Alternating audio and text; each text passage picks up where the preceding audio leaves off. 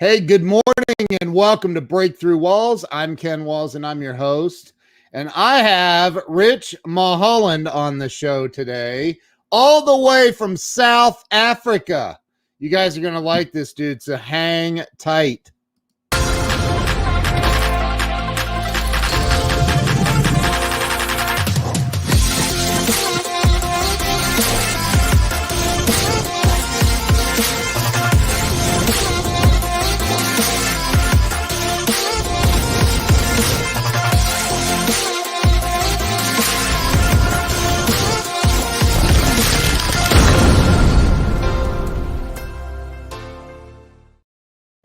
And we are back. Let me bring Rich on to the show. Rich, welcome to the show. Ken, thanks so much for having me. We have an audio problem now. Nothing's changed on my side. There you go. You're back. There you are. So, hey, it is great to see you, man. And I gotta tell everybody up front, I accused you of having a fake background like I do. And it's not fake. No, it's my board game collection. I'm an avid board gamer. The reason I think people like to meet on video conference with me is that if you meet on video, I can't force you to play a board game. But if I meet you in person at any given time for a lunch anywhere in the world, I will have a game with me and I will make you play. Wow. Those are all 100% board games. Oh yeah, 100%. There's I have about 1,500 of them, which now my wife has put a hard stop on. If I have one more in, there's got to be one more out. So that's the rule. So if I buy new ones, I have to decide which one I want to cull and get rid of. Wow. So Rich, we were talking a little bit prior to the show starting. I created this show about 2.5 years ago.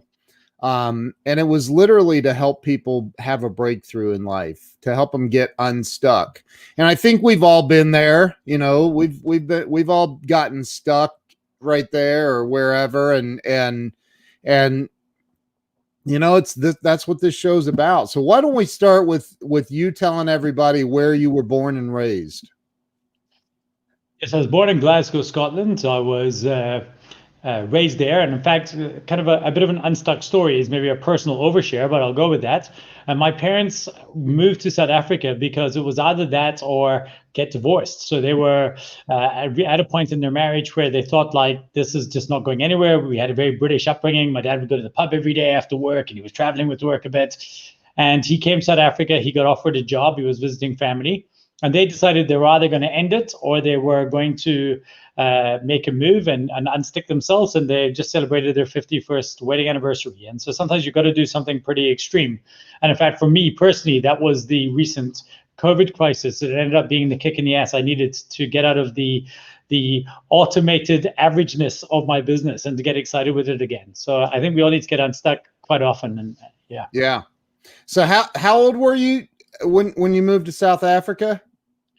I was 9 and I turned 46 in 2 days. So wow. Well, happy early birthday. Thanks, man. Appreciate it. So what, I mean, was that had to have been a pretty big, like, culture shock. I would imagine. Scotland to South Africa. That seems like a big jump. It is a big, I mean, lesser so than you would perhaps in some ways think that, but all of a sudden it was a culture shock in that it wasn't raining every day. It wasn't gray every day. I had a swimming pool that we could play in, you know, so there was a lot of things about our life that was better. And in fact, there was I went to school with a lot of other British kids and South African kids, you know, it was like, was less of a shock. And I think when you're 9 years old, everything is easy. People worry a lot about changing their kids' school and moving things. Everything. I believe that one of my unfair advantages was that I moved schools quite often as a kid, and I got used to dealing with new people and new things and new environments, and that has put me in a really, really good position throughout the rest of my life. Wow. So it wasn't a real big change for you then. Sounds like it was a good change. Oh yeah, South Africa is amazing. It's like even when I travel, when I travel, it always ends up being saying to people that, I come up to people and I say to them, hey, I live in Cape Town. And somebody will come up to me and say, oh my goodness, I've visited Cape Town. It's the best place I've ever been. We're absolutely spoiled. I was last year speaking in 26 countries on 6 continents, and I've not yet found a place where matches the lifestyle that we have here. Really? I've got to come and check it out. Does it ever get cold there? Yeah, I mean, it gets to the point where during winter, you'd maybe in the morning when you leave work, I ride motorcycles, so I have to put on a jacket, and obviously I'll wear little pants and things. But during the day, when it's even in winter, you can generally at least wear maybe a light shirt or something like that. It's never going to get freezing. We have a couple of days and everyone gets excited about it, and there's snow in the mountains somewhere and you can go and see it, but you have to drive about 3 or 4 hours and it's about this thin layer of snow. Yeah. Wow. Holly says, me too. Road trip. Yeah. There you go. On you come. Yeah. And it's some of the most beautiful road tripping country in the world. If you jump onto Google and Google driving the Cape Town garden route or the different mountain passes, if you're a motorcyclist, there's like 3 or 4 mountain passes you can ride around, all not too far from where I am. It's kind of like the Pacific Coast Highway, or the PCF, the Pacific Coast Freeway type ride environment that we have down here. Wow. Very cool. And I just found out my wife has always wanted to go to South Africa. So Jill, you have to come and visit. Yeah. And play some board games. Exactly. For anyone just joining, that bookcase back there, those aren't books. Those are board games. All of them. Yeah. Like all of them. Oh my gosh. Do they have meetings for that? Sounds like you might have a problem. Well, actually, generally this time of the year, so a week from now, normally every October, my wife and I go to Germany and we meet 50,000 other board gamers and we all play games together for a week. It's crazy. It's this big event called Spiel in Essen, and it's canceled this year. So it's the first time in 5 years that I've not been. But yeah, I absolutely do need a group for this. It's an addiction. Joe said, so did I. Joe, you are absolutely welcome to come and stay with me, provided you're willing to play games. A friend, actually, my business coach, said he's coming down. He asked if he could stay here in a couple of weeks. He's coming down from Johannesburg. And he said, yeah, what's the cost of that and the use of one of your motorbikes? And I said, dude, you have to play board games with me. He said, well, I'm not sure. Maybe I'll book a hotel. So we'll see. That is funny, man. So I mean, and what's interesting is we're not even here to talk about board games, really. But here we are. Can I say one funny thing though about the board games? That's just because we're on this topic before we move away from it. It was crazy. So about 2 years ago, I log all my games in an app called Board Game Stats. And 2 years ago, I was looking and I played 994 games in the year. And I was so upset because I missed it by just 6. I was like, if I'd looked, I would have played another 6. But this year, I've only played 90 games the whole year. And it was this weird aha moment for me, was that in March this year, my business was completely decimated by COVID. And I had to work really, really hard. But what I found was that in the end of the day, my brain had been so wired with problem solving that I didn't feel the need to reach for a game. And I've now realized that if I find myself obsessed wanting to play games over and over and over again, it's because my brain needs to be solving problems. And this year, there's been more meaningful problems to solve in my business than there has been in the last 23 years I've had it. And, we're now at the point where our business is doing better than it's ever done in its history. But I'm constantly solving. And I found that my passion for board games, I realize now in retrospect, coincided with my business reaching cruising altitude. So I was so bored just going with the day-to-day management of the company. I didn't need more. We have a lovely house and lifestyle. It wasn't about that. So my brain wasn't working in hyperdrive at work anymore. So I was playing games. And from now on, this is going to be the canary in the coal mine. If I find myself constantly reaching for another game at the end of my workday, I realize I've not solved meaningful enough problems at the office. I've not pushed myself further. And this was such a big aha moment for me. Wow. So maybe I need less games. Yeah. Well, we're gonna talk about your business here in a second for sure. But I want to start with or go back, I guess, to your upbringing. It sounds like you had a great childhood. with great parents that are still married. That's pretty impressive. But did you end up going to, like, I don't know what they call it there, university, college? What do they call it? I don't know. Higher education. Yes. So we'd call it college or university. The university, college is where you get a diploma. University is where you get a degree. Okay. But I would say 90% of kids, if they can afford it, would normally go that route. Very, very similar. We have a very similar lifestyle, middle-class lifestyle as the average middle-class American person. I live in the suburbs in a housing estate, and it's so generally those tend to be the paths, and those were certainly the paths on the way up. The one thing that was different for me in South Africa is that up until my year, we had compulsory conscription. So you were supposed to go to the military, do military service for a year. Now, what happened is I was a little bit of a naughty school kid. So in the 10th grade, we're supposed to fill out a form that says whether, what you want to do and what the interests are in the military. And it was illegal not to fill it out. And myself and my best mate didn't bother. And by the time that we got to 12th grade, the military service was canceled. And only the kids who filled out that form got called up. So I was the first year ever to not have to go to military and do my military service. So I kind of missed that. That was or at least compulsory military service. And I went straight out and actually became a rock and roll roadie. So I didn't tour. I didn't go to university. What I did is I set out and I started touring with bands. It started because a band called Depeche Mode came to South Africa, and I really wanted to go and see them. My wife, that's her favorite band. That's one of my wife's favorite bands is Depeche Mode. Sorry, I interrupted you. No. So like Jill, I wanted to see them, and my dad knew some people in the rock and roll industry. He was a broadcast guy, and I said to him, Dad, and these are the absolute words I said, Dad, I will lick the stage clean for nothing. Just give me a job. I will be a stagehand. And both my dad and my sister are in sound. And so my dad took me and we walked into Standard Bank Arena, and it was the day of the load-in. And my dad said, do you want to go work in sound like, Siobhan and I? And I said, well, actually, I'd like to do something different. And the week before I'd been to an OMD concert and they had these amazing moving lights. I said, what about lighting? He said, cool, I'll introduce you to the lighting team. He took me over, he introduced me, and I started off as a stagehand. And I fell in love with lighting instantly. So that was the beginning of a journey. It was supposed to be a one-day thing. Then the next band that came to South Africa was Aha, the band Aha. I don't know if any of you remember them. So I said, can I do that? And then Bryan Adams came out from Canada. And there what I did is you only ever got hired onto one section of the gig if you were a stagehand. So I said to the truck driver that I would give him my entire fee I earned being a stagehand if he would let me sneak in his truck and go from city to city. So I was working for nothing. I ended up getting a second job selling merchandising. And so I was the first stagehand in South African context to actually do a full tour. And so I toured around with Bryan Adams. What is not to throw you off, but what is OMD?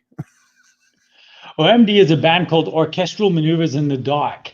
They have, if you search for quite a famous song of theirs was a song called Joan of Arc. It's in the same kind of feel of Depeche Mode, that kind of space. They were like an 80s band that was still just kind of going in the 90s. So I finished school in 92. This would have been 93, 94. They toured in South Africa. Wow. But yeah, what listeners will have heard of or know of some of OMD's songs. In fact, and if you haven't, it's a gift for you because they're an incredible band worth listening to if you like some of the oldies. My wife. See, taste. Jill, I actually wish, like, Jill, please, you should, next time it'll be you and I. All right. And then Ken can up on the comments on this. Yeah. Jill, get down here and interview this guy. I don't know the language. That is awesome. Wow. So I know Depeche Mode. I've never heard of OMD. That's crazy. And you're Bryan Adams, I'm sure. Oh yeah. Def Leppard. There we go. Yeah, I saw Def Leppard in concert. Yep. They were amazing. So and that was after the drummer lost his arm. That was even crazier. I've got his drumstick over there. His name is Rick Allen. I played football against him. He was the goalkeeper. Now there's the story for you. Wow. My wife said that works for me. We can just play music. Yeah, except for it'll get shut down because Facebook doesn't like that when you do that.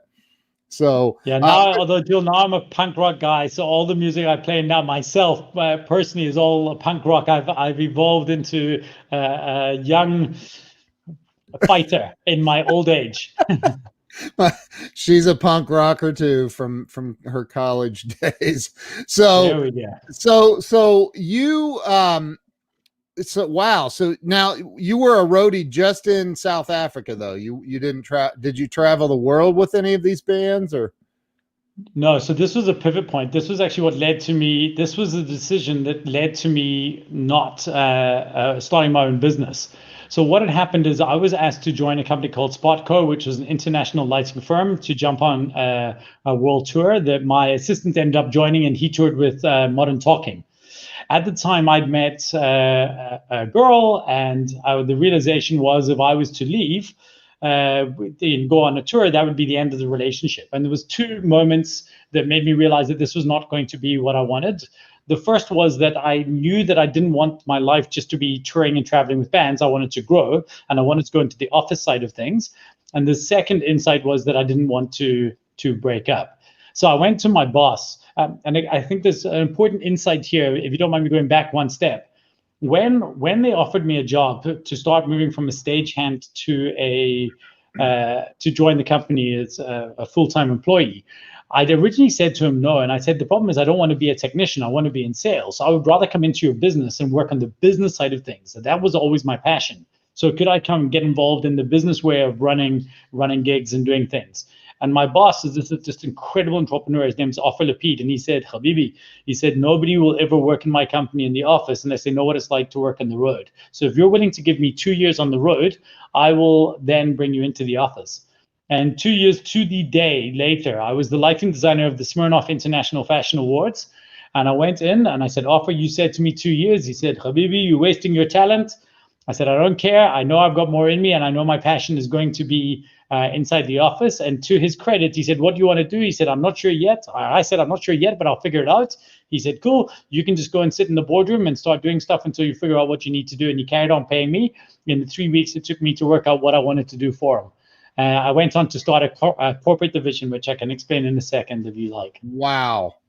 So I thought you were gonna say, so the moral of the story is all dreams are crushed by meeting a girl. I mean, that's the moral of all stories. Jill is gonna cut us off. Okay, remember, you have to go back upstairs after this call, so you gotta be careful. I'm a continent away. I'm safe. Okay, because Jasmine hasn't watched this yet, so we're okay. That's so funny. No, I'm playing. So you okay, so keep going, man. What happened from there? Okay, so here's the thing. So one of the biggest frustrations, I always think entrepreneurs were driven by hate. People say that line, I always joke with people, they say that Confucius, was it, do what you love and you'll never work a day in your life. That's absolute rubbish, right? If I did what I loved, I'd own a board game shop, or I'd be a pizza delivery guy because I love board games and motorcycles, right? So that's not what it's about. I always think that entrepreneurs, we do what we hate. That's incredible. We look at things in the world and we either fix problems or we fill gaps. And so what happened was, touring in South Africa, we didn't have work in winter. So Gearhouse, the firm that I worked for, was the largest single supplier of staging gear on the planet at the time, outside of the band U2. But in winter in South Africa, we didn't have any work. And the reason was South Africans don't go to concerts if it's cold, if the weather's not great, which is crazy because I'm from Scotland. If you didn't go to a concert when the weather's not great, there would never be any concerts ever. So I went to my boss and I said, you know what? We've got all this gear. Why don't we go to the conference market and I'll try and sell these CEOs, and I'll tell them I'll turn you into rock stars. You know, have the lighting and sound at your conferences. And they were like, yes. And you've all been to one of those shows where they kind of walk out into the audience and the lights go out and the screen comes on and the music's playing and they're running and they're like, yes, look at me. Yeah. And they get onto the stage and then they deliver the worst death by PowerPoint. Hi, everybody. Thanks so much. Look at our financials. And I was sitting in the back. I would have to work in the back at front of house with everybody. And I was thinking, like, it didn't matter. Like, I'm a cure for the wrong disease. If it doesn't matter if the lights and sound and AV are good, if the presentation side is bad, it's bad. And so I put up my hand to be the marketing manager of GetRichaf at the time, of GetRichaf South Africa. So I was kind of doing that a little bit. I was 21 years old and I was pushing that, and I was like, okay, I'll do this. And I met this guy who could design. So I started doing a little bit of moonlighting, saying, well, why don't we start making better presentations for these companies? So I would sell them the staging, do a little bit of this. And within 6 months, we had 5 employees, and I realized, well, this is maybe a job. Maybe there's something to this. And I went to my boss. I said, look, this is what I'm doing, and I think I've got an opportunity to sell something that's bigger, and I'll still do all the work and give it back to GetRichaf. And he was like, cool, do it with my blessing. And off I went, and I started Missing Link. I had no idea what I was doing. I was 22 years old. Wow. All I knew is that the world was a 2 out of 10 when it came to presenting, and I figured I had some sense of an idea that could make me a 3 out of 10. And I realized by just being one step ahead, I could figure out the rest as I went. And that was now 22 years ago. And this was it was improving people's presentations. Yeah, I'm like a presentation nerd. I'm a PowerPoint guy. Are you? It was just realizing. Well, yes, and essentially what I am is I believe that human attention is the single most wasted resource that we have. Right. You know, as a live stream specialist like you, I'm sure you can appreciate that. The amount of hours of human attention that are paid to you that people don't use well. Right. And I was frustrated. I think that even in business at any given time, we waste audience. We waste time when people are audience. We invite them to bad emails. We do death by PowerPoint presentations to them. And I figured there had to be a better way. And I started my business not because it was because I loved presentations. I started it because I realized that, well, everyone's so bad at it that they keep on doing it. So I saw an easy opportunity to create a niche or a niche and to go and take it. And it's something when I work with speakers where we say to them, like, don't go to the areas that everybody loves. There's 100 people playing there. Find something that people hate, and own that small little space in the world. And so that was that for me. You literally, you carved out a niche because you hated what they were doing. Study. Literally, that's all it is. Brian Tracy talks about, like, if you want to create a business, find something that exists in the world already and make it better, or create something new, right? You're muted. Wrong at all. Sorry, I'm just worried about my noise canceling. Is my noise canceling kicking in, or do you hear the dogs? I don't hear anything except you. Then my noise canceling is working fine because the dogs are great. A cyclist just ran past with their dog. So Brian Tracy is absolutely right, and that is a thing that we push all the time.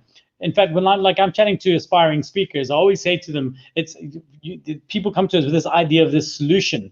I want to address Jill's point in a second and explain where I have a slightly differing point of view, but I think it comes down to them making bad presentations. If you give me a second, I'll come to that in a few minutes. But I find that you've got to slay a dragon, right? Rich, so you've got Karen Toddy pushing her appointments out just so she can hear you. Karen, that's incredible. Thank you so much. I really appreciate your attention. As I said, wow. I know how valuable it is. So that's amazing. Wow. So here's the thing: is that a lot of speakers think they've got a solution to the world out there. There's an idea that they have that's so important. The problem is that it's not about your solution, right? When I talk to businesses, and we do a lot of sales consulting, and these guys come and say, like, this is the features and benefits of our product. But if you're selling an ambulance, no one cares about the features and benefits of the ambulance. They don't need the ambulance. So you've got to sell the accident. If you sell the accident, the ambulance sells itself. And so that's what most of us have to do, is to find something that people get frustrated with. And if they don't know they're frustrated with it, make them frustrated. When I work with speakers, I say, the champion is in the chair, the sage is on the stage. You're the sage, not the champion. But they have a dragon, and you've got to help them defeat the dragon. That's job number 2, because job number 1 is making sure they see it. And I think that's what most people fail to do. They don't understand the problem they're trying to solve in the world. And that to me should be the first thing, that every single day you wake up and you ask yourself, like, what problem am I trying to solve today for people in my universe? And if you go to your teams and your staff and you ask them, what problem do we solve in the world, and they can't tell you, that's problematic. Yeah, I went down a rabbit hole there. No, I love this conversation. So I was getting ready to ask you, what if they don't know what their dragon is? Oh, and invariably they often don't, or what the dragon they're trying to help them. But so the first way to do that, and there's a great guy called Donald Miller who has this methodology called Story Brand. We have a thing called Story Setter, which is around using story for sales and a methodology there. But Donald Miller, I really think that he did a really good job of taking the hero's journey and framing it up from a brand point of view. But one of the questions I love that he does, so much so that I always make sure I reference him when he does it, is what is the cost of somebody not doing business with you? So if somebody chooses not to do business with you, what does that look like afterwards? If they go to one of your competitors, if it doesn't matter that much, right? So if they don't go to any of your competitors, then you simply know then you're not selling your business, you're selling your category. So you're selling that you do need a photocopier, right? But basically you're doing the sales job for any of your competitors. If you can sell them on the specific area that differentiates you from them, that's where it matters. You don't want to be in a five horse race. You want to be in a 2-horse race, you versus the best of the other 4. And you got to figure out what that one thing is. What is the corner of the universe you want to own? Now, for us, we go and we sell companies on making their conferences, taking their conferences online, making these conferences good. And we compete against a whole bunch of event companies. And they're selling this big creative idea. Now, we're creative people as well, but they're selling this big creative idea. And we always say to them, but it's not the cost, the real cost of your event. You don't have a creativity problem. You have an audience that is an activated problem. And when we try to explain to them that that's the real problem of their conference, and the real cost of their conference is what they lose if they don't get their audience to shift. And then we say, well, nobody else is talking to you about that. So you can make a decision. The company who gave you the right idea for the tablecloths and the band in the evening, or the company is going to help you shift your audience by just 10%. And that's what we'd offer to do. So you've got to figure out what is that thing that makes you different. And if it's not something that's different enough, find a category in which it is. If I was competing against other presentation companies, our offering isn't that interesting. But if I'm competing against the event companies, our offering is. So we want to own a market in which other people aren't playing, or other people that do what we do aren't playing. Wow.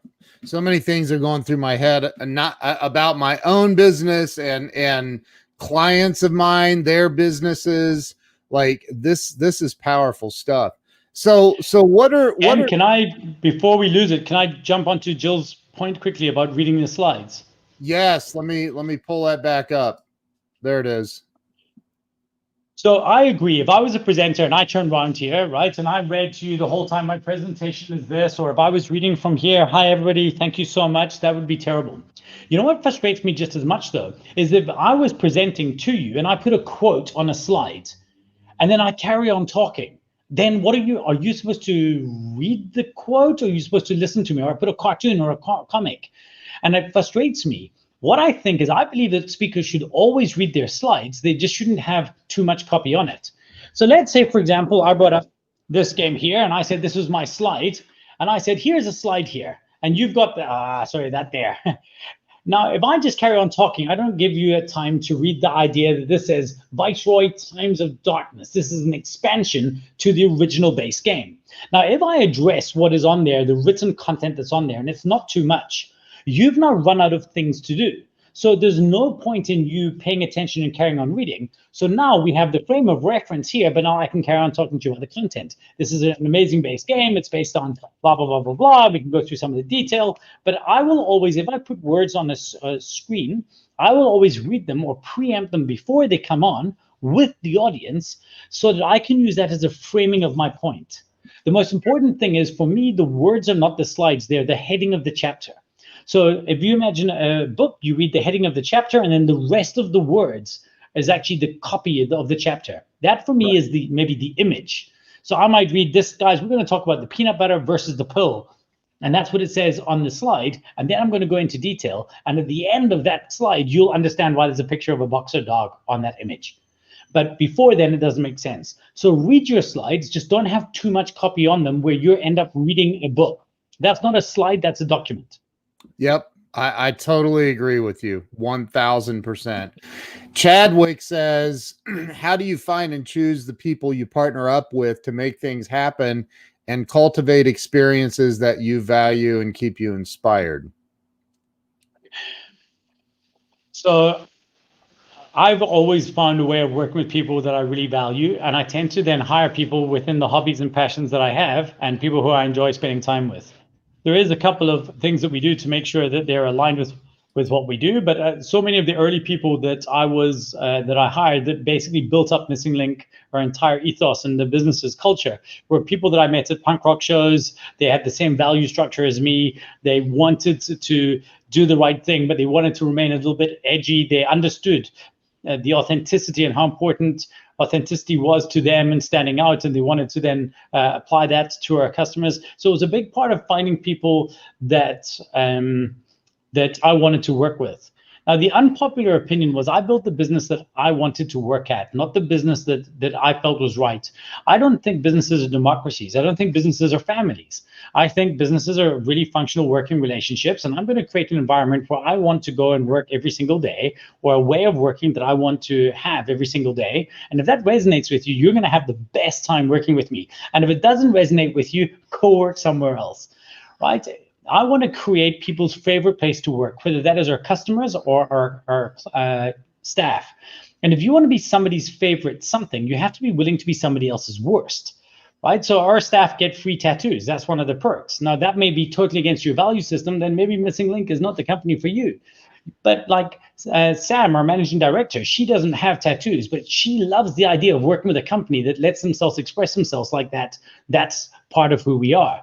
So we try to build my favorite business and then get people who resonate with that version of favorites. And it's a big world out there. There are people who want to work your way of working. For me, that was the only thing. I wanted to make sure I built a place that I wanted to go to work every day, not a place that everybody else would want to go to.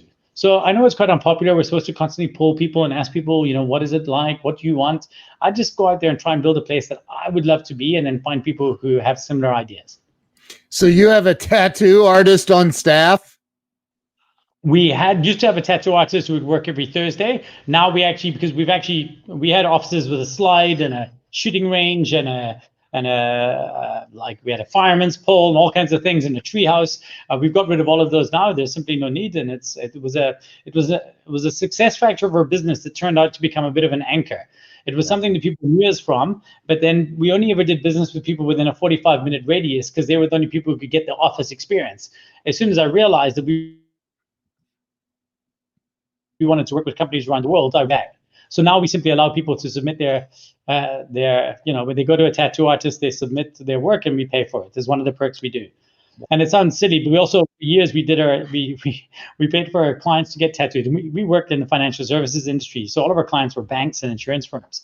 But I can't tell you how often I would go to a meeting and some guy would be like in his suit and tie, and he'd say, look at this, and roll up the sleeve. And then there's this like monster hunter thing there on the arm. I was like, wow, dude, I didn't see that coming.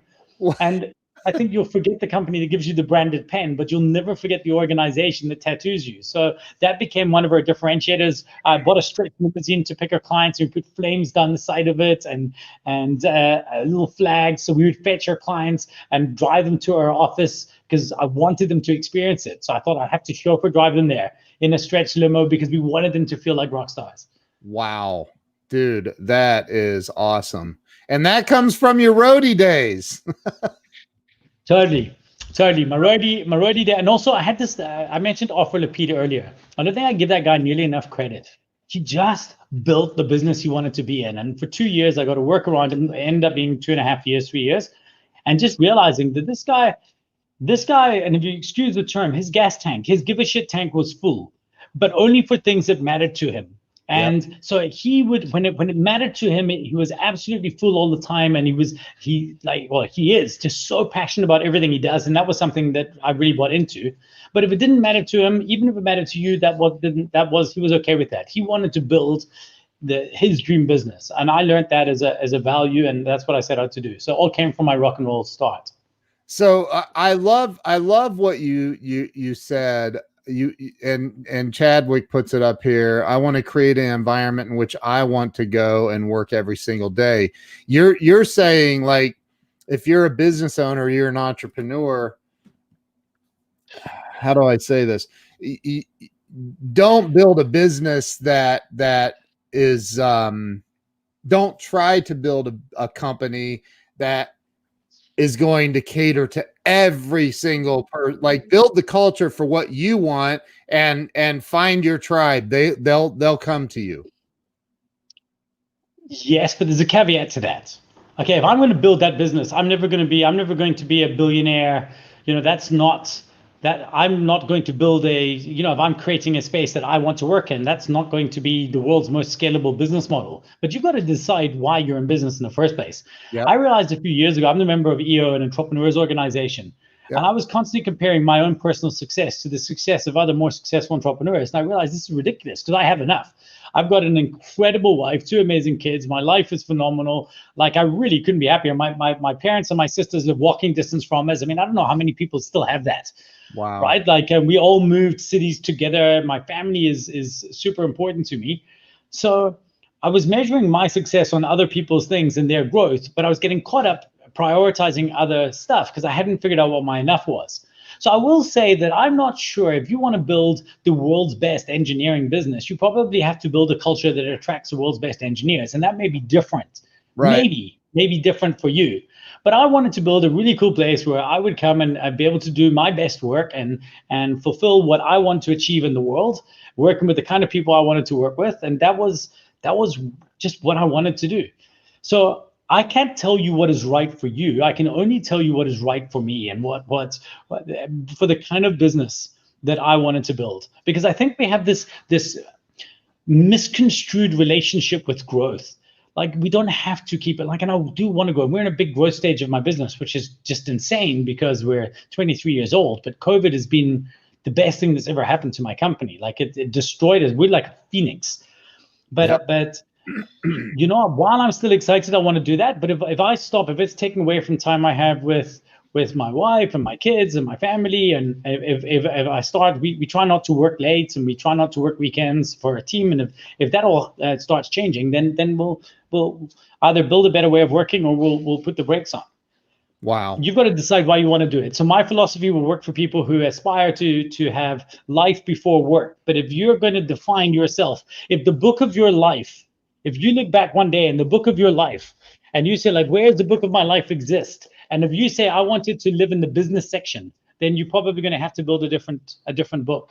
But I would like to hope that eventually, while I'm an entrepreneur and a business person, if 30 years from now, I at 76 kick the bucket and I'm dying, hopefully the book of my life will hopefully be more like in the philosophy space or something more interesting in business. I want to be defined more than the business I have. Wow.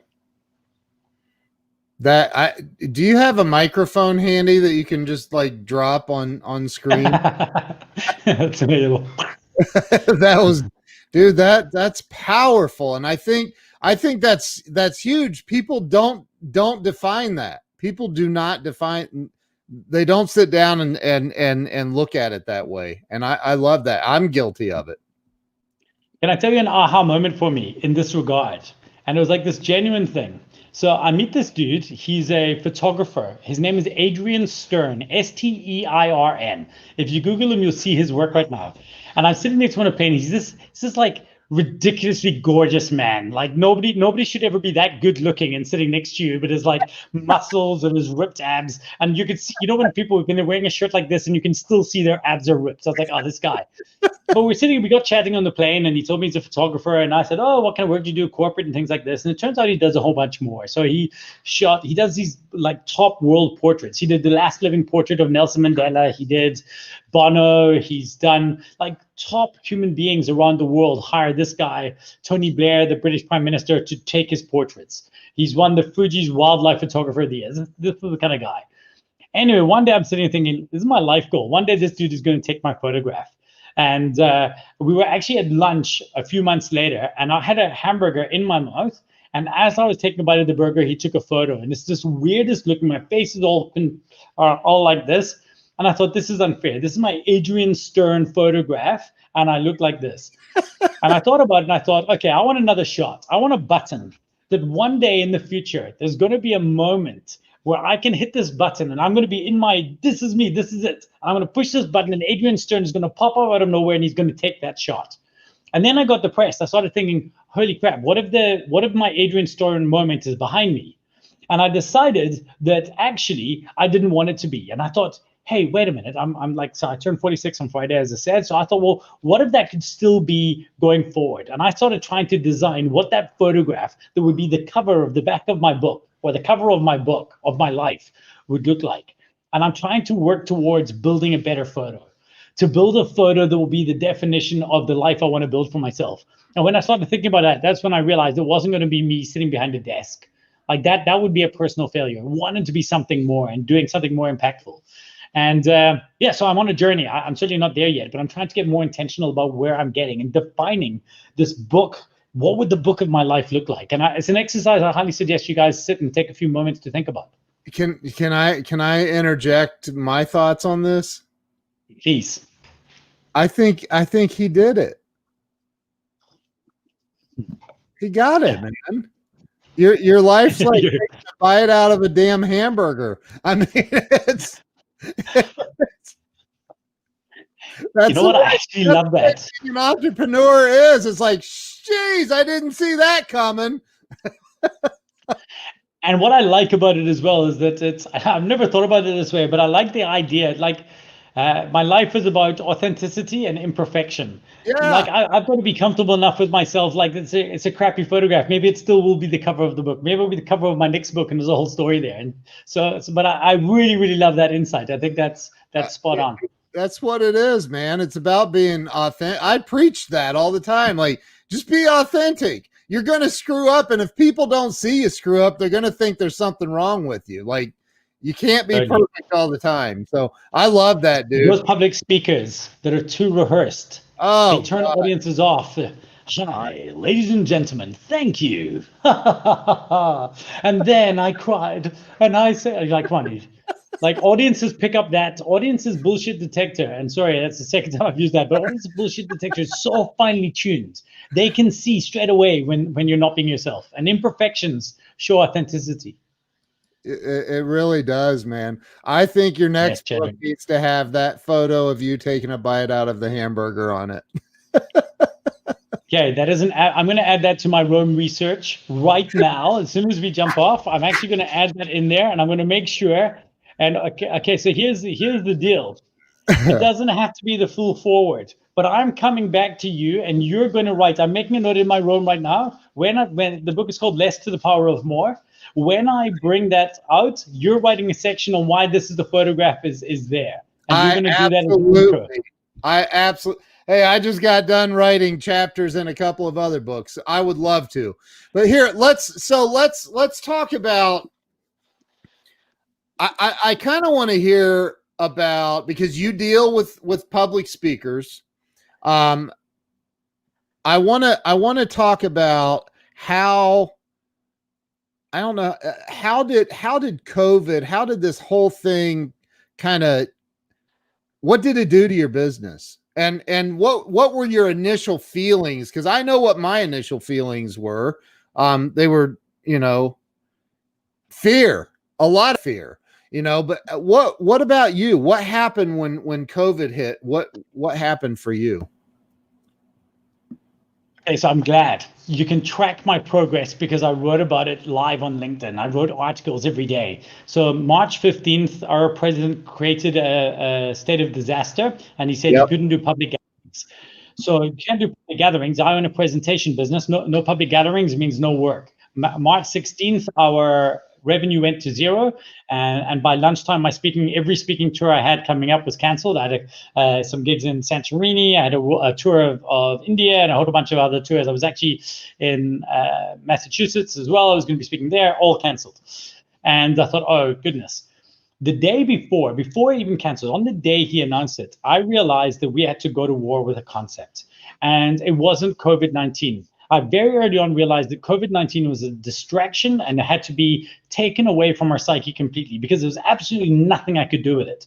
That wasn't my enemy. My enemy was people canceling their events. So on the day, on March 15th, and if you connect with me on LinkedIn, you'll see the article. On March 15th, I wrote an article that said, don't cancel your events. Okay? And the first line says, if you cancel your event, I've lost all respect for you. Because why were you holding events in the first place? If you were holding your company conferences just for a meet and greet and just to get drunk at the bar in the evening, well, then lose the facade of the presentations. But if you were actually about trying to move and activate your company and your audience by through the presentations you're giving, then you have no permission to cancel that. And more importantly, do you think your audience needs more or less vocal leadership right now? And if the answer is less, then you're a very different leader to me. What people needed is they needed to look and somebody to tell them this will be okay. So the opportunity came out to lead loud. And so that was the starting point of it. Then we kind of took people on a journey, and we realized people have to level up in this regard and upskill. So we started giving away all this content free. I threw an event on the 16th or the 16th. Yeah, I said, please come to my webinar. It's called How to Rock a Desktop Conferencing. I will show you how to run a desktop event like a pro and how to be amazing at this thing. I had never done one. I had no idea what I was doing. So we scheduled it for the 25th. And I thought, okay, well, I've got 2 weeks to learn. So that was what happened and how we grew. And I can't remember the exact date, but I think it was by May we reached. Thank you very much. My wife just bought me crackers. By May we had reached our revenue as it was. By August we got to our best revenue in 18 months. And September last month was our best revenue by about $100,000 in 23 years. So we added more to the top, and all new business, and with a lot less overhead. And it was because it forced us to change the way we thought about it. And one of the things, just to go back to your question about the public speaking, was I realized that a lot of my public speaker friends were depressed. Oh, all these stages have been canceled, and this is terrible. I just want to wait for it to be finished, work on my branding in the meantime. I was like, dude, no, this is ridiculous. There are more stages right now than any other time in human history. Yep. Right? If you only just think about how many webinars you went to last year, and then I want you to think about how many webinars you went to this year. Yep. And we've tenfold more. Every one of our clients has gone from having an event a quarter to an event a week. They're running a webinar every week. They're getting thought leaders in. That means there's a time to stand up. And I think the next generation, 10 years ago, it was YouTubers. Thank you, Holly. 10 years ago, it was YouTubers who were making a name for themselves. I believe now it's going to be webinar stars, right? These webinar stars are going to be the YouTubers of this generation, because people are looking for leaders, for somebody to step up and speak up and lead them out of this. And I can believe that everyone was willing to let us go off to the races with this, and they weren't even joining us in. So we accelerated our speaking program. We thought there's going to be an amazing opportunity to take advantage of this, and that's what we focused on. We took our website down straight away. We originally only had 3 products on it, 3 products that we felt were relevant to problems we were solving right there, and that was all we would sell. Then we added on a 4th product, and that's it. Our website basically has 4 things. I think before COVID, we had like 30 product sets. Now we have 4. Wow. And that we sold, and it just escalated our business. This is the best thing that's ever happened to us. And I love my business again. I feel like a teenager in love. Wow. Wow. So I would also only think, don't trust me too much, okay? But it's like I'm a little bit dodgy. So you completely pivoted, you shifted, whatever the word is. There's so many words flying around. My buddy Jeffrey, what's that? Well, it wasn't a pivot. It was a tiniest step. So everything people trusted us for, we didn't change that. We just said, what problem does what the world already trusts us for solve now? And so they already trusted us for presentation and communication. They just didn't have a live event problem. So all we did is shifted ever so slightly and took advantage of that. Yeah. It was an atomic adjacency. Yeah. And I think that like I'm friends with Grant Cardone, and he's doing that right now he's doing like what Tony Robbins did with the huge virtual screens. Grant's doing that. My buddy Ray Higdon just did that in his network marketing training. And you're right, they're live events, but they're on Zoom and whatever other platforms they're using. So didn't you just write a book recently? I've written 3 books. So the most recent one is just Story Setter, which is a short little ebook you can read in it's like 40 pages. You can read it very quickly. I stopped writing because I said what I wanted to say in it. One of my frustrations with business books is that the burden of brevity falls on the reader and not the writer, the author. So I sometimes struggle and think, I've got the joke. after the first 2 or 3 chapters. Why am I still Right. reading? Yep. Yeah, but my first 2 books, Legicides, it's Legacide. You can see it at .com or whatever, or on Amazon. That book was about a different idea. So I own a company called 21 Tanks, which was an innovation consultancy. And I realized that for an established organization, innovation isn't about starting doing something new. It's about stopping doing something old. And our legacy thinking and success holds us back. So that was that. And then my second book was called Boredom Slayer, which was a public speaker's guide to presenting like a pro. I wanted to share some of the ideas I had as a public speaker and how I could hopefully make you better.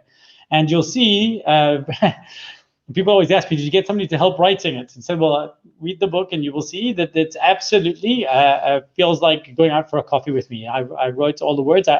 Boredom Slayer, I wrote 100% on the speaking tour from Lunch Spot. So every day I went to a different lunch spot and wrote a different section of it. Wow. That's powerful. Hold that book up again, the one you just showed, the 40-page book. Story Seller. Yes. Is it on Amazon? No, this is a free book. Go to storyseller.co.za or whatever, and you can just download that one. I'm thinking of maybe writing, I think it's 40 pages. I think it would probably be 80 pages. Since I wrote it, obviously, because we have workshops on this and stuff like this, I've started having, you know how sometimes you got to plant an idea first and create an idea trap. And once you have that idea trap, you start thinking, oh, I could add this in, I could add this in. So writing the first pass of the book almost was creating the idea trap. It was enough to get the keynote out of me, and I created a keynote around it, and I did that. And then now that I have that idea trap, I start seeing things I want to add. I think it could probably be 80 pages, and then I'll probably work with my publisher and do a second version of it. But for now, this is a free ebook. What's the website again?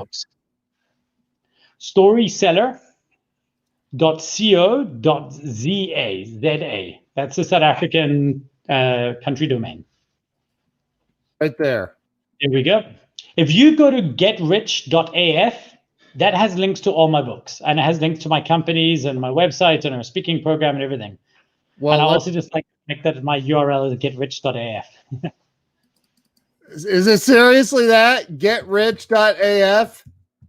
Yes, which is quite funny. I was doing a talk in Saudi Arabia, and they were like, why do you have Afghanistan as your thing? And I was like, oh, yes, okay, that is a thing.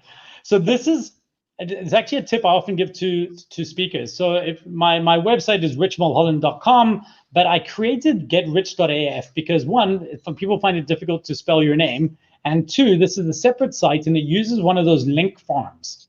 So often it's easier just to share a quick link. If I'm on somebody's show like yours, if I can share a quick link that has everything else in it, then I don't have to give my company is here, my personal is here, my Twitter is this, my LinkedIn's this. This small link just goes to a tap.bio account, and there are other ones like Linktree. I like tap.bio. And then it just has basically a list of links, and you can find out, everything you wanted to know about Richard Mulholland, but didn't know who to ask. That is so awesome, man. So what's your who is your ideal client? So it depends on the context, obviously. Like within Missing Link, we work, the Story Seller program is to try and help entrepreneurs find out the story their business should use to sell better. So and how to use it better for sales presentations. So with entrepreneurs and stuff like that, that's often a big part of it. For the program I'm working on right now is a Story to Stage program, and working with people who understand that they've got an idea inside their head and they want to take advantages of all the stages that are out there. And I believe that everyone should be paid to speak. You either get paid for a talk or you get paid from a talk. So, and you earn 6 figures for your talk, but you earn 7 figures from your talk. And how to craft and structure your talk in such a way that people want to listen. But then more importantly is how to turn that talk into a speaking engine that generates work and amplifies authority and your own authority. Because I think most speakers are really bad at getting that right.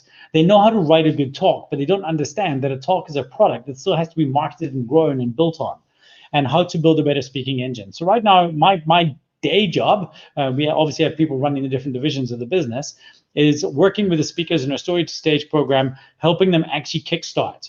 And I want to move more from being a speaker to myself to actually help other entrepreneurs and thought leaders find their voice and lead loud.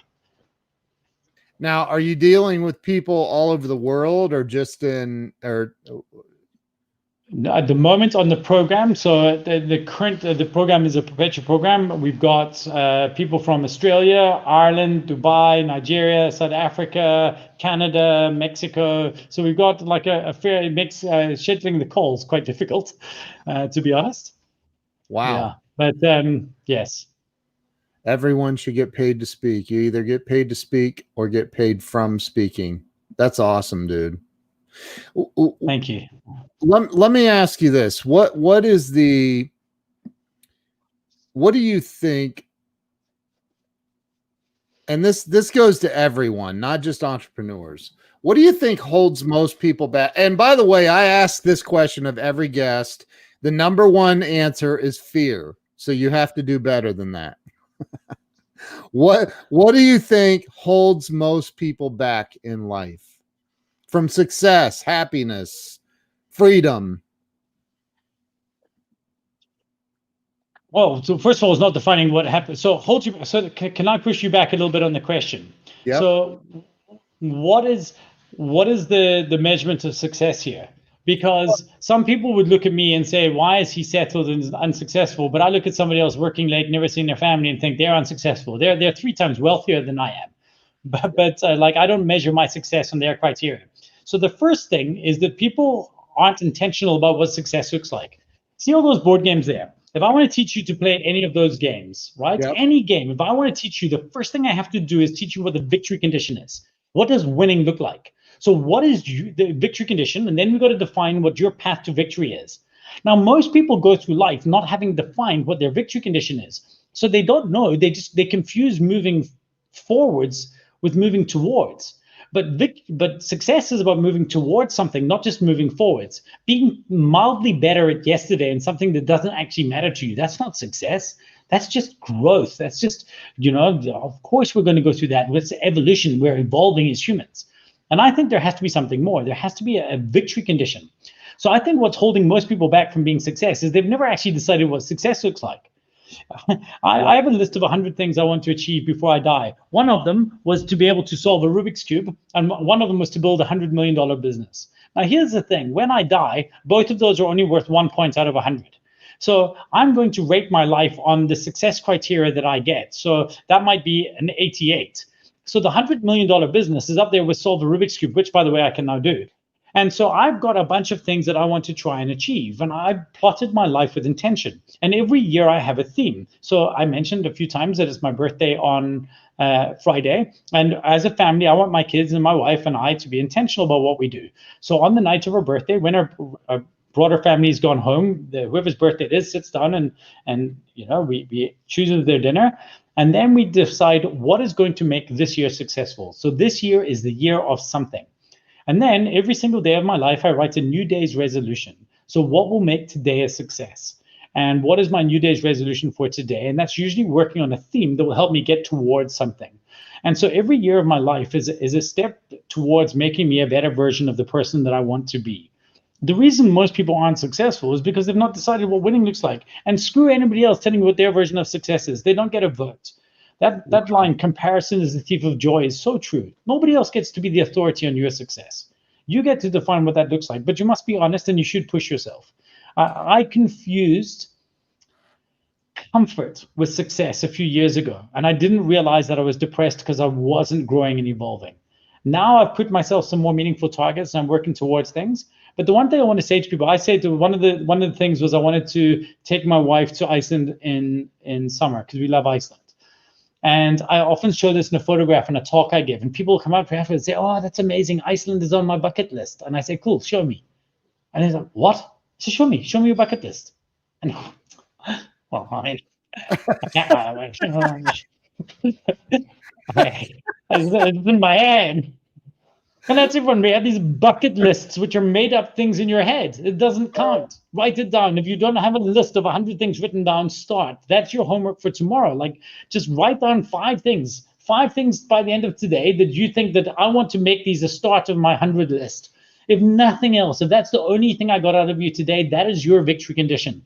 To write down just 5 things I want to achieve and spread them. Make it a family goal, a personal goal, a community goal, a travel goal. a business goal. And just one of those things that's big enough to make it like a life goal, and then start expanding and then adding more categories. It'll take you 6 months to a year to write the whole 100, but that's okay. Just start. And then I will give you a better answer to what will help you keep you out of success. But right now, it's that you don't know what success looks like. I have done over 300 interviews of celebrities and entrepreneurs, and I'm going to say this, that is the best answer I've ever received. And you painted the picture. You painted the picture so well for me to hear you say. It just made sense all of a sudden. Like, oh my God, if I'm going to sit down and play a game of chess with you and you've never played, I have to explain to you what the end result is going to look like, what has to happen for this exchange to occur. Nobody has ever said anything like that. I am telling you, that is, look at the comments. That is what I'm missing in my life. My wife said best answer ever, and she put a period after each. So I think she really meant it. Dude, that is, I can't play a game with you if I don't know how to win. And you can't even learn the rules. That's what's more important. If you try to teach somebody the rules to the game without knowing what victory looks like, they don't have anything to measure it against. You're just telling them these random instructions. It's what I say to companies. They write this vision statement and mission statement, and they tell people how to act in their business, but they don't explain to people what the condition of victory looks like. Thank you, Weldon. And another thing for me that matters as well is, and for those of you who are in position to put this in place in your business, this isn't your BHAG. Your victory condition isn't your 10-year goal. Sometimes it's just your victory condition. We do one every single year for Spring Day. Spring Day in South Africa is the 1st of September. So we have a Spring Day goal. Next week on the 20th, Sam flies down, myself, Justin, and Sam meet, and we define the victory conditions for next year. The first one will trigger off at the end of our financial year, which is February, and then that gets us gaining momentum, and then the victory condition for the end of the year will be in 1st of September. And it's never money. It's never money. It's always, I'm going to come to that in a second, Chadwick. It's never money that should be your victory condition. Money should be the byproduct of your victory condition. Because we have done this, the money will happen. If money is your victory condition, then what happens is you get confused, because the answer is always do more or sell more or market better. That's the only way you're going to make more money. So it has to be something more meaningful. It might be build a better CRM system, rethink the way that we sell. So, and this is very much more for a business point of view. Now, to Chadwick's problem, the biggest thing that gets in the way of your victory condition is not letting other people get involved in it. People keep it to themselves. I share our victory conditions everywhere, and I make sure that, let's say from a business point of view, that everybody in our business knows what our current victory condition is. What are we working towards, and what is the goal we want to create in our business? And the criteria, the sentence is this: if at the end of this year, if by the 1st of September 2021, we have not achieved X, we have failed. And X is what it is. And it's binary. It's like you either finished the race or you didn't finish the race. Some years we're like, no, we didn't make it this year. That's okay, because it's got to feel like something you're working towards. But what it means is we get to have the victory along the way. And then when I have these new day resolutions, my system is very simple. I think we don't bake enough failure into our life. So we don't understand that that's as part of our algorithm. So I realized that New Year's resolutions are broken, because if you said, I want to stop smoking, and then you have a cigarette after a week, you think, oh, well, I've failed. But actually, it's only payable on the 31st of December. So what happens if you turn around and you change your mindset? So my system is relatively easy every single week, and I'm going to show you how it looks, just so you can see I'm not making this up. Every single week, in the morning, I list my victory condition for the day. At the end of the day, or when I wake up the following morning, I mark it with a V or a poo emoji. At the end of the week, if I have 5 Vs, then the week is a win. If at the end of the month, I have 3 week wins, the month is a win. And if at the end of the year, I have 11 month wins, the year is a win. So that's how I map in, and it allows for a lot of failure. And it's when my room opens, I'll show you. But it's about saying, well, if this is what I'm trying to achieve in the end of the year, that's going to happen with a bunch of little micro steps. And the best thing is, on average, 5 out of 7 mornings, I wake up having won the day before. achieved a victory condition. So I wake up every morning a winner. And it sounds so cheesy and stupid when I say it like that, but I promise you, it makes a difference. I wake up in the morning, I mark, I put a little V thing, like, yes. And when I don't win, it's by choice. I know what I still have to do today, but I know I've got a bit of failure time baked in. So maybe I won't make this one, but it means I'll have to be stricter late in the week. That's okay. Understand, choose to fail when it matters. Wow. I don't even know what else to say, but wow. Where is the best place for everyone to follow you on social media? Where are you most active? I don't want anyone to follow me. I would like people to engage with me. And if you want to engage with me, I would suggest LinkedIn is a great place. I enjoy chatting and engaging there. Twitter tends to be the least value engagement. Then I'll chat about anything random. It's the most random is where I might share a meme. And I'm trying to get more involved in Instagram and to be a little bit more intentional about how I utilize Instagram as a tool. But for now, if you want to learn a bit more about myself and my family and what matters to me and my hobbies and passions, Instagram would be a good place to go. It's possibly the least interactive, but I'm trying to use stories better and share more thinking and ideas and be more intentional about it. Is that business insights? Is that all at GetRich.af? GetRich.af will give you links to all of those where you can go and find it. What I would love you to do, though, is if you do reach out, please let me know and just let me know that Ken was the connection. It would be great. I would like to map those out. I use Rome Research for everything, and I like to map how I met people. And then if ever Ken and I have a chat another time in the future, it'd be amazing just to tell them the relationships that I built because we engaged. And, often I don't think, sometimes people like Ken don't get to realize the impact that they have on their guests' lives and the kind of relationships they fire start. And so I'd love to be able to connect those dots from one day.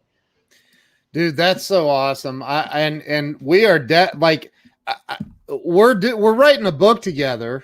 I'm just going to put that out there. So I have 2 books that one came out. Yeah. Anyway, we need to do something together, but Rich and Jazz and I are hosting you and Jill for dinner. Hey, yeah, we'll book the flight now, but I want to say thank you first. Like I'm going to go back. I'm going to have my girl take some clips out of this, man. There were some sound bites in this interview that are life-changing for people. Seriously. I think you just impacted some lives, man. So, Rich, thank you so much for being on. I'm blown away. I literally am. This has been an unbelievable interview. So thank you. Thank you so much for having me and for giving me the opportunity. And thanks everybody for engaging. We can also get on Amazon Live. I'm an Amazon influencer. We can get on, do an Amazon Live and sell some of your shit on there. That would be incredible. Yeah, I love doing that. I'm the terribly best kept secret. I need more people in the US to read my books. Do you have stuff on Amazon, right? Legicide and Boredom Slayer are both on Amazon. Okay. Dude, thank you so much. Everybody in the comments, you can go back and we're on 5 Facebook pages, LinkedIn, 2 YouTube channels, Twitter, and Periscope right now live. So we're all over the place. So you can go back and check out the comments and stuff. So hang with me, Rich. I'm going to end the live stream here. I want to say thank you from the bottom of my heart. I appreciate you, man. You rock. Thank you very much. Thank you, guys. Stay with me, Rich. Don't hang up on me.